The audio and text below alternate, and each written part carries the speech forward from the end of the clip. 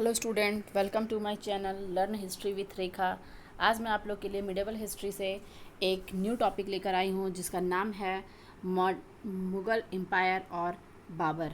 Mughal empire और बाबर के बारे में हम लोग इस वीडियो में जानने की कोशिश करेंगे कि किस तरीके से जो मुग़ल एम्पायर की स्थापना हुई थी और बाबर जो है वो कौन था और इसकी क्या भूमिका रही थी। तो आइए हम लोग देखते हैं इस चैप्टर में, ये जानने की कोशिश करते हैं कि मुग़ल एम्पायर की स्थापना जो है वो कैसे हुई थी। आइए स्टार्ट करते हैं। फर्स्ट ऑफ ऑल हम लोग देखेंगे इंट्रोडक्शन, बाबर का introduction. Zahiruddin Muhammad Babur, the founder of the Mughal empire. देखिए क्या बोल रहा है कि जहाउद्दीन मोहम्मद बाबर। इसी से आपको स्टूडेंट पता चल गया होगा कि बाबर का पूरा नाम क्या था। तो बाबर का पूरा नाम जो है आपका जहाउद्दीन मोहम्मद बाबर था। ये जो है मुग़ल एम्पायर का फाउंडर था। ही वॉज बॉर्न इन 14 फरवरी 1483 इन फरगना। इसका जन्म जो है 14 फरवरी 1483 को हुआ था फरगना में। 14 फरवरी स्टूडेंट आपको तो ऐसे भी याद रहता होगा, तो मेरे ख्याल से जो है आप बाबर का जो है जन्म का जो डेट है ये आप कभी नहीं भूलेंगे, क्योंकि 14 फरवरी को लोग जो है एक तरीके से वैलेंटाइन डे मनाते हैं। प्लस दूसरा जो है आपका जो है इसी दिन जो है शहीद भगत सिंह जो थे उनको फांसी की सज़ा सुनाई गई थी। तो आप जो है इस तरीके से जो है कनेक्ट करके भी जो है आप बाबर के जन्म के डेट को जो है वो याद रख सकते हैं। Instantly the ruler of the Fergana's small kingdoms in central Asia. Starting में जो है बाबर जो है वो एक सेंट्रल एशिया के छोटे से किंगडम का जो है वो रूलर था।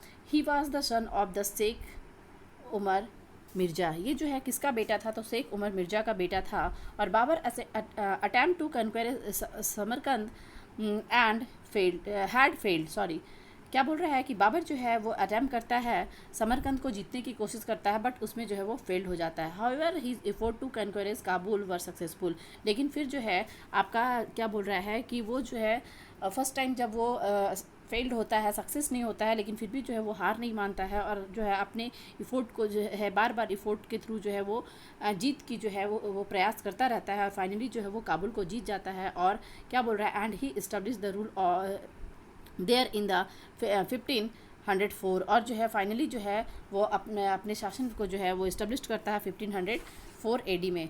नेक्स्ट देखिए क्या बोल रहा है आपका जो है बाबर के बारे में। देखिए ये जो है बाबर का पिक्चर है, बाबर है और बाबर के बारे में हम लोग यहाँ भी डिस्कस कर रहे हैं कि बाबर जो है वो किस तरीके से जो है मुग़ल एम्पायर को इस्टेब्लिश किया था, कौन था और किस तरीके से है इंडिया की तरफ जो है वो बढ़ा था, अट्रैक्ट हुआ था, क्योंकि वो इंडिया से तो था नहीं, वो जो है फरगना का शासक था। और इंडिया जो है वो कैसे आया, किस तरीके से मुग़ल एम्पायर को इस्टेब्लिश किया, वो हम लोग जानने की कोशिश कर रहे हैं। तो देखते हैं। देखिए क्या बोल रहा है कि the first quarters of the 16th century was a difficult period of Babur. Starting में क्या बोल रहा है कि 16th सेंचुरी जो था आपका उसका जो फर्स्ट क्वार्टर जो था वो पीरियड जो था बाबर के लिए बहुत ही डिफ़िकल्ट था। He want to extend the boundaries of his small kingdom. वो क्या करना चाहता था, तो अपने स्मॉल किंगडम्स को जो है वो बढ़ाना चाहता था, अपने बाउंड्री को, अपने क्षेत्र का जो है वो विस्तार करना चाहता था। और इसके अलावा देखिए क्या बोल रहा है कि he had a great attraction for India. उसका जो है इंडिया की तरफ भी जो है अट्रैक्शन था। He came to now about the discontent among the some of the nobles of the Ibrahim Lodi, the then ruler of the Delhi Sultanate। देखिए क्या बोल रहा है कि he came to know about the discontent among the noble of the some of the nobles of Ibrahim Lodi, the then rulers of the Delhi sultanate. क्या बोल रहे हैं यहाँ पे कि दिल्ली सल्तनत का जो है रूलर था इब्राहिम लोदी। इंडिया में उस समय वो शासन कर रहा था दिल्ली सल्तनत पे, दिल्ली सल्तनत का रूलर था। और उसके जो नॉबल्स, उसके जो ऑफिसर्स थे, जो मंत्रीगण थे, वो सारे जो है उससे जो है असंतोष थे, दुखी थे और वो चाहते थे कि किसी तरीके से जो है ये लोदी का इब्राहिम लोदी का जो है रूलिंग पीरियड जो है समाप्त हो जाए। देखिए यहाँ पे आपका आगे क्या बोल रहा है कि Daulat Khan Lodi was the governor of the Punjab provision under the सल्तनत।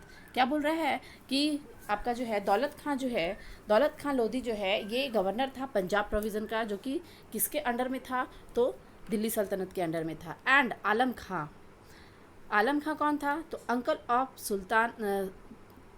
सुल्तान इब्राहिम लोदी।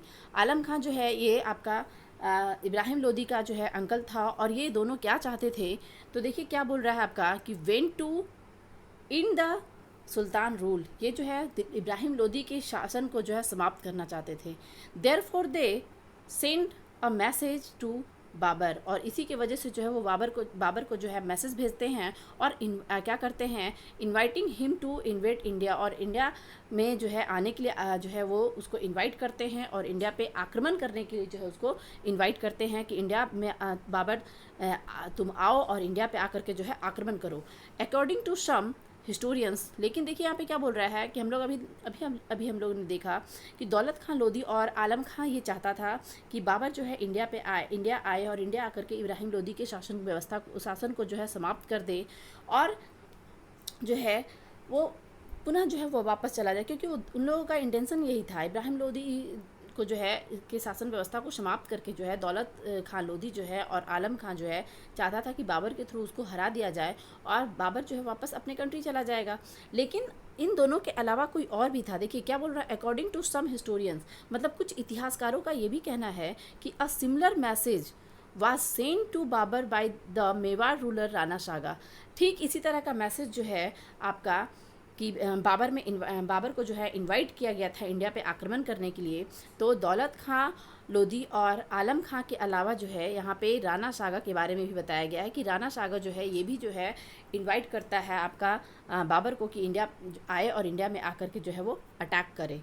नेक्स्ट देखिए क्या बोल रहा है आपका कि इब्राहिम लोदी को हराने के पीछे दौलत खां आलम खां का क्या इंटेंशन था। देखिए क्या बोल रहा है कि the purpose of the invitation was to in the rules of Ibrahim Lodi. उस इन्विटेशन का पर्पस क्या था कि इब्राहिम लोदी के शासन व्यवस्था को समाप्त कर दिया जाए। Who was the very unpopular among the nobles and well as he subject, वो कौन, तो क्या बोल रहा है, इब्राहिम लोदी जो कि बहुत ही अनपॉपुलर हो चुका था अपने नॉवेल्स के बीच में और अपने सब्जेक्ट, दैट मीन्स कि अपने राज्य अपने साम्राज्य के बीच में, मतलब कि उसकी प्रजा जो है वो भी उसे पसंद नहीं करती थी और उसके नॉवेल्स जो थे वो भी उसे पसंद नहीं करते थे। मोर ओवर, देखिए क्या बोल रहा है कि more over while sending the invitation they had through that the after defeating the Sultan and some loot and plunder, Babur would return to his homeland, leaving northern India to be easily conquered by them। देखिए इब्राहिम लोदी ने दौलत खां और आलम खां जो है वो क्या चाहते थे कि बाबर इंडिया आए। उनको ऐसा लग रहा था कि बाबर इंडिया में आएगा तो इब्राहिम लोदी को हराएगा और हराने के बाद वो क्या करेगा, तो लूट एंड प्लंडरिंग, मतलब इंडिया में लूटपाट करेगा और वापस जो है वो अपने होमलैंड रिटर्न हो जाएगा।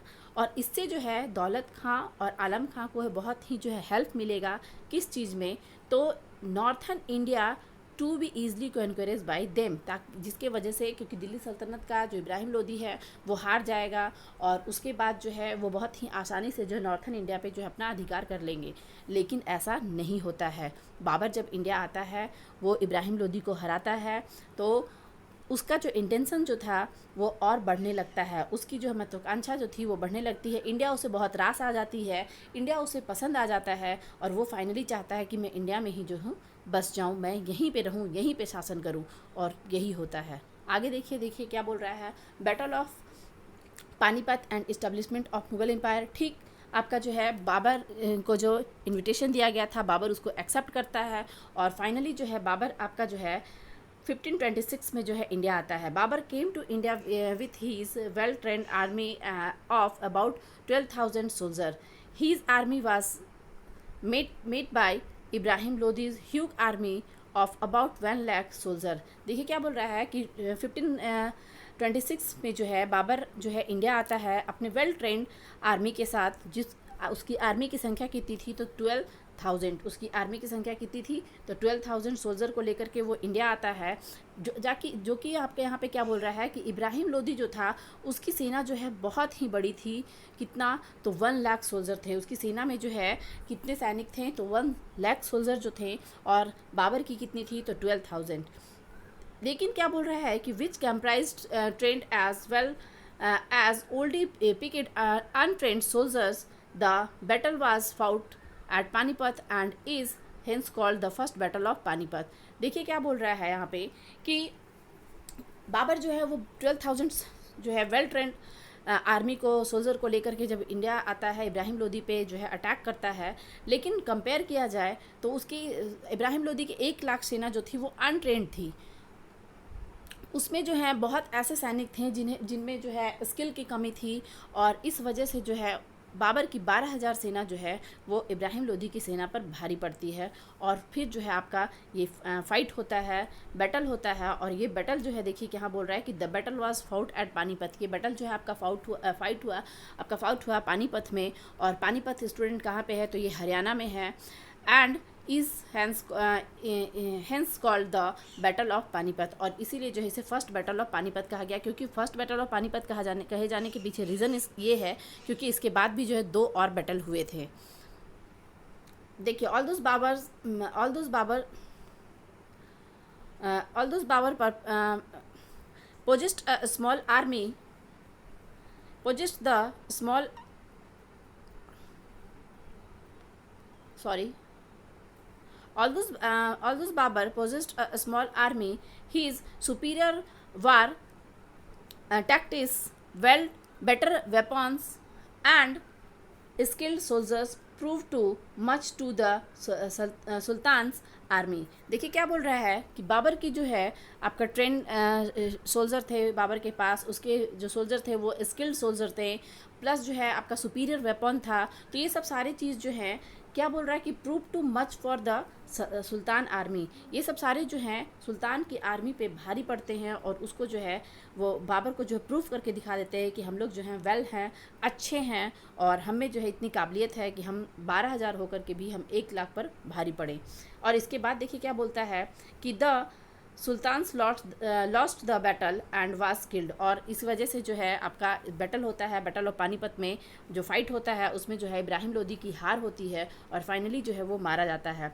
Then Babur moved in Delhi. और फिर जो है बाबर किधर मूव करता है, दिल्ली की तरफ, एंड कैप्चर्ड इट। दिल्ली की तरफ मूव करता है और दिल्ली पे उसका अधिकार कर लेता है। उसके बाद क्या बोल रहा है कि he also to control of Agra. वो आगे चलकर फिर आगे बढ़ता है और आगरा पर कंट्रोल करता है, and made it the capital of his newly won territories. क्या बोल रहा है कि जब दिल्ली को जीतता है, दिल्ली को जीतने के बाद आगरा जीतता है, और आगरा को जो है वो अपना कैपिटल बनाता है। जो न्यूली जो नया क्षेत्र जो है, नया प्रांत जो वो इंडिया में जीता था, उस प्रांत का जो है कैपिटल किसे बनाता है, तो आगरा को।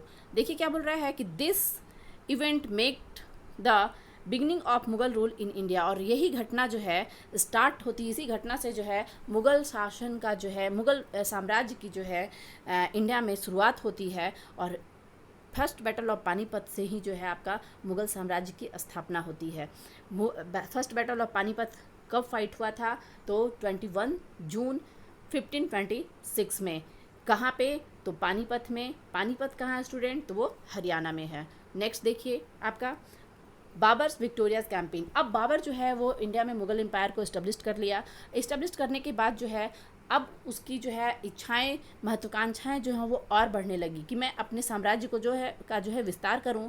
और इस वजह से जो है वो इंडिया में ही जो है कैंपेन अभियान चलाता है, और उस अभियान में जो है विक्टोरिया कैंपेन चलाता है। मतलब अपने जीत के लिए, अपने साम्राज्य को अपने एक्सटेंड करने के लिए जो है वो अभियान चलाता है। और वो सारी चीज़ों को अब हम लोग जानने की कोशिश करेंगे कि बाबर जो है कौन कौन सा बैटल जो है इंडिया में लड़ा था। देखिए फर्स्ट है आपका यहाँ पे battle of Panipat. Battle of Panipat जो है आपका ये 21 जून 1526 को हुआ था। किसके किसके बीच, तो इब्राहिम लोदी और बाबर के बीच।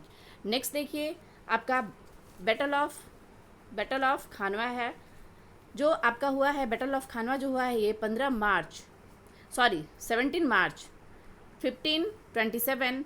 ये किसके किसके बीच हुआ, तो राणा सागा और बाबर के बीच। थर्ड बैटल जो है आपका ये बैटल ऑफ चंदेरी है, 29 मार्च 1528 मेदिनी राय एंड बाबर के बीच हुआ था। फिर है आपका बैटल ऑफ घाघरा, ये जो है 6 मई 1529 को हुआ था अफगान चीफ और बाबर के बीच। देखिए स्टूडेंट यहाँ पे अगर आप ध्यान देते हैं तो एक चीज़ आपको दिखेगा यहाँ पे कि बाबर के द्वारा जो भी इंडिया में जो बैटल हुए थे, जो भी फाइट हुआ था, जो भी कैंपेन अभियान चला था, उसमें जो है वो सारे कंटिन्यू हैं। Battle of Panipat 1526, battle of Khanwa 1527, battle of Chanderi 1528, battle of Ghaghra 1529, 26 आपका 1526, 1527, 1528, 1529 ये कंटिन्यू है आपका। तो इससे जो ये कंटिन्यू होने की वजह से आपको याद करने में भी बहुत सुविधा होगी कि बैटल ऑफ पानीपत जो है वो 1526 में हुआ था, बैटल ऑफ खानवा जो है ये 1527 में हुआ था, बैटल ऑफ चंदेरी जो है ये 1528 में हुआ था, बैटल ऑफ घाघरा जो है ये 1529 में हुआ था। अब देखिए इसको याद रखने का जो है एक बहुत ही अच्छा ट्रिक है, और इस ट्रिक से जो है आप को जो है ये युद्ध, बाबर का जो युद्ध है वो हमेशा याद रहेगा। देखिए क्या है कि बाबर का युद्ध याद रखने का सबसे आसान ट्रिक है पानी पियो खाना खाओ चलो घर। पानी पियो से पानीपत का युद्ध, खाना खाओ से खानवा का युद्ध, चलो से चंदेरी का युद्ध, और घर से घाघरा का युद्ध। ये ट्रिक जो है स्टूडेंट आप अगर याद कर लेते हो, पानी पियो खाना खाओ चलो घर, तो ये आपको जो है बाबर के द्वारा लड़े गए युद्ध याद रहेंगे। और इसका जो ईयर है वो भी जो है आपका जो है एकदम कंटिन्यू है 1526, 1527, 1528, 1529। मैं उम्मीद करती हूँ कि ये ट्रिक ये ट्रिक जो है आपको अच्छा लगे, पसंद आए, और आपको जो है याद करने में जो है ये हेल्पफुल हो। नेक्स्ट देखिए क्या बोल रहा है, अनफॉर्चुनेटली बाबर का जो है ये लगातार जो है ये जो जीत है ये कंटिन्यू जो है ये जीतता चला जाता है, जितने भी वो युद्ध लड़ता है वो इसमें जीतता चला जाता है। लेकिन दुर्भाग्यवश क्या बोल रहा है आपका कि Babur died the following year 1530, Babur का जो है डेथ हो जाता है आपका 1530 में। And the work of strengthening his territories was left incomplete, और उसका जो है अपने साम्राज्य का जो विस्तार करना था, उसको जो बढ़ाना था, वो जो है इनकम्प्लीट रह जाता है। अब देखिए यहाँ पे क्या बोल रहा है, at the times of his death Babur was the ruler of the vast region stretching from the river Indus to Bihar and from Kashmir to Gwalior. लेकिन फिर भी क्या बोल रहा है आपका कि बाबर का जब डेथ हुआ था उस समय तक बाबर जो है अपने इंडिया में जो है एक वास्ट क्षेत्र को जो है वो इस्टेब्लिश कर चुका था अपने मुग़ल एम्पायर को, जिसमें जो है ये बोल रहा है Indus to Bihar and Kashmir to Gwalior. आइए इसको हम लोग मैप के थ्रू समझने की कोशिश करते हैं। देखिए क्या है आपका, क्या बोल रहा है, इंदू टू बिहार, और क्या बोला, कश्मीर टू जो है ये ग्वालियर। ये क्षेत्र जो है ये बाबर का रूलिंग पीरियड है। देखिए यहाँ पे है बाबर एम्पायर्स इन 1530, बाबर का जो है वो ये एम्पायर है 1530 के समय में, जो बाबर जो है मुग़ल एम्पायर में को जो इस्टेब्लिश किया था इंडिया में। बिहार आप देख सकते हैं कि ये जो क्षेत्र है आपका बिहार के साइड का जो है, फिर जो है इधर जो इंडो रिवर के साइड का हो गया, इधर जो है ग्वालियर का हो गया, और इधर जो है कश्मीर का हो गया। ये सारा क्षेत्र जो है ये किसका था, तो मुग़ल एम्पायर के रूलर जो थे, फाउंडर जो थे बाबर, उसकी जो है वजह से जो है ये इतना बड़ा साम्राज्य जो है उसने अपने दम पर जो है इतने बड़े साम्राज्य को जो है इस्टेब्लिश किया था। नेक्स्ट देखिए, during the short period of his reason in India, Babur took great interest in constructing building। देखिए क्या बोल रहा है कि बहुत शॉर्ट पीरियड तक जो है इंडिया में वो शासन किया था, 1526 से जो है 1530 तक ही। लेकिन इस पीरियड में भी जो है उसने जो है आपका जो है इंटरेस्ट दिखाया था किस चीज़ में, तो कंस्ट्रक्शन में। मतलब कि कंस्ट्रक्शन में जो है, बिल्डिंग्स कंस्ट्रक्शन में जो है उसने जो है बहुत ही इंटरेस्ट दिखाया था, और उसमें जो है उसने बहुत सारे बिल्डिंग्स वगैरह बिल्ड करवाने की कोशिश की थी। लेकिन क्या बोल रहा है कि however very few of those buildings were survive to this day. लेकिन उसमें से बहुत ही कम बिल्डिंग्स जो हैं वो प्रेजेंट टाइम में हैं, जिसमें से 2 बाबर के द्वारा बनाए गए जो हैं बिल्डिंग्स थे। उस बिल्डिंग्स में जो है सिर्फ और सिर्फ 2 बिल्डिंग्स जो हैं वो अभी प्रेजेंट जो हैं, और वो कौन कौन से हैं स्टूडेंट, तो वो जो है आपका फर्स्ट है आपका जामा मस्जिद एट संभाल, और दूसरा जो है आपका ये है mosque of Kabuli Bagh at Panipat. पहला जो है वो कौन सा है स्टूडेंट, तो जामा मस्जिद एट संभाल, और दूसरा जो है वो mosque of Kabuli Bagh at Panipat. ये 2 जो बिल्डिंग्स है वो प्रेजेंट टाइम में है, बाकी उसके द्वारा जितने भी बिल्डिंग जो कंस्ट्रक्ट करवाए गए थे वो बिल्डिंग जो है प्रेजेंट टाइम में नहीं है। नेक्स्ट देखिए आगे, बाबर वाज देखिए क्या है कि Babur was scholar of Turkish Arabians and Persian language. Babur को जो है तुर्की, अरेबियंस और पार्शियन लैंग्वेज का बहुत ही अच्छा ज्ञान था। वो इस लैंग्वेज में विद्वान था। और क्या बोल रहा है, he was accomplished writers and wrote Baburnama. वो जो है एक बहुत ही अच्छा जो है राइटर था और उसने जो है बाबरनामा लिखा था। बाबरनामा कैसा बुक है, तो हीज़ बायोग्राफी, हीज़ ऑटोबायोग्राफी।